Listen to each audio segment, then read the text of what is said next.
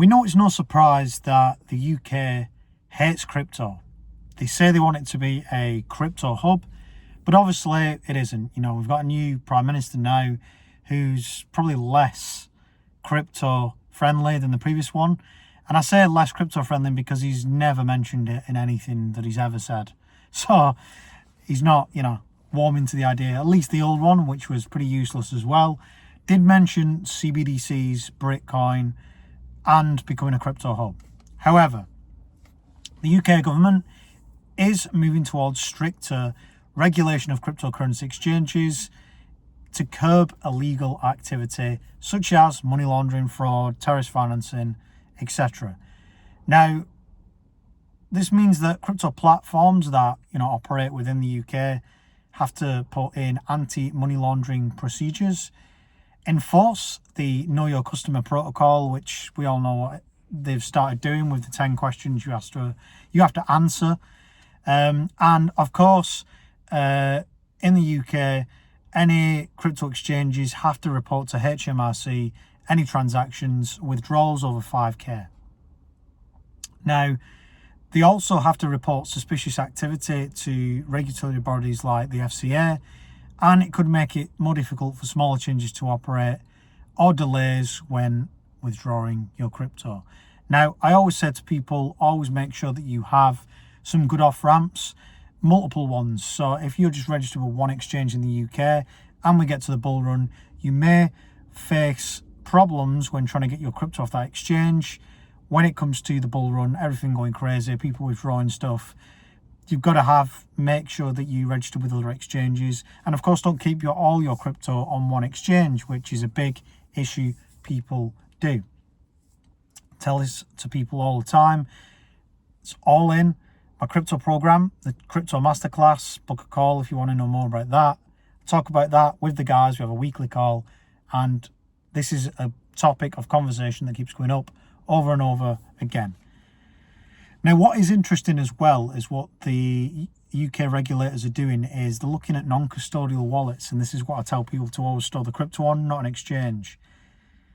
They call it unhosted wallets, which they class as digital wallets that allow users to store and manage their crypto independently, non-custodial, without a third party. However, under new regulations, transfers between unhosted wallets and regulated exchanges will likely become scrutinised. I don't know how they're going to do that. Platforms may be required to gather information about transactions involving unhosted wallets, such as the source and destination. I've noticed a few times when sending crypto to a non-custodial wallet, aka the unhosted wallet, them asking, who is this? And obviously I've selected, it's me. So they want to know if is it going to another person? Is it you? Another thing that they're putting in. The ability to transfer funds anonymously might be limited or monitored, making privacy-focused users aware of this crackdown. This could lead to a debate around privacy versus security, which is quite interesting because one of the cryptocurrencies I hold is Monero, which is obviously privacy-focused. If you have Bitcoin or Ethereum or a lot of other coins, you can see the transactions on a public ledger on the blockchain. You can look at the transactions, the wallets, etc. With Monero, you can't, so there's going to be even more scrutiny on that. Now, we know the biggest thing that is going to come in is the tax changes. Next month, the Chancellor of the Exchequer, Rachel Reeves, will talk through what is going to happen with the new taxation laws and more than likely what the new tax on crypto is going to be, because she's going to probably raise it. Okay? Currently, at the moment, if you didn't know, all investors have to report their crypto taxes via the capital gains allowance.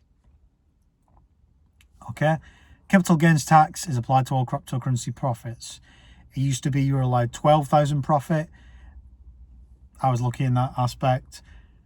Then it went to 6,000. Then it went to 3,000. Will they get rid of that altogether? I don't know. They're also cracking down on advertising and promotions. Crypto ads must include clear warnings, highlighting the potential for financial loss. Now, we know your typical crypto bros promoting the meme coins, the coins they got paid to advertise, and promote all these exchanges with the $5,000 bonuses. That obviously will be scrutinised, which could be good in a way. Now, advertisers in the UK will be required to provide educational content alongside promotions, ensuring that customers are fully informed. The crackdown could reduce the amount of hype-driven advertising, but also protect everyday consumers from falling prey to scams or poor financial decisions. Then, the UK is also examining the role of stablecoins and, of course, CBDCs. We know that Bitcoin, which Rishi Sunak labelled, they're looking at the use of that as a digital currency. However, they're saying it's not a crypto, it's just a digital currency. I've actually gone on the Bank of England website, clicked on the information so it can send me updates on that. I've had nothing from it yet. We'll report back when I hear something.